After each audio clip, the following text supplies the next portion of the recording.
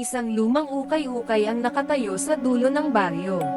Sabi ng matatanda, minsan na itong pinasukan ng mga kabataan pero hindi lahat nakalabas. Isang gabi, apat na magkakaibigan ang naglakas loob pumasok. Tahimik ang loob, puro lumang damit, sapatos, at mga mannequin na tila nakamasin. Sa gitna ng tindahan, nakasabit ang isang pulang bestida. Hindi karaniwan, bago pa ang itsura, kumikislap kahit madilim. Habang papalapit sila, biglang gumalaw ang mga mannequin. Isa ang nag-apa, at may malamig na kamay na humawak sa kanyang braso.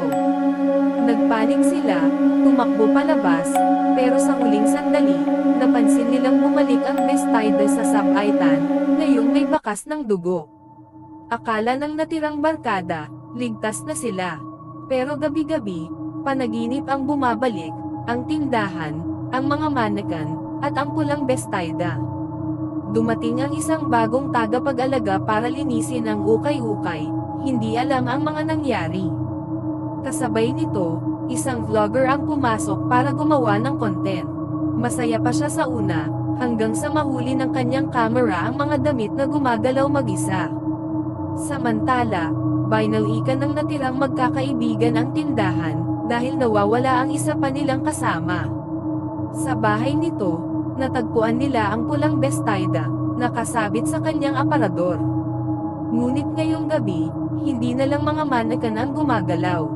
Pati ang mga damit mismo ay kumikilos, para bang may nakatagong kaluluwa sa bawat tela. Hindi ito nagtatapos dito, dahil ang sumpa, dala na ninyo pauwi. Isa sa kanila, napilitang isuot ang pulang bestida. Nang maisuot, nagdilim ang kanyang paningin. Ang kanyang matay naging walang buhay, at ang ngiti hindi na kanya. Sa huling sandali, naunawaan nila, ang sumpa ng ukay-ukay, bawat biktima, nagiging bahagi ng tindahan. At habang tumatakbo sila, narinig ang mahinang bulong. Ang ukay-ukay ay nakatayo pa rin sa baryo. Walang nakakalam na bawat damit na mabibili rito, ay may kaluluwang nakakulong. At kung minsan, sa gitna ng gabi, makikita sa sabaitan ang pulang bestida, nakangiti, parang naghihintay ng susunod na magsusukat.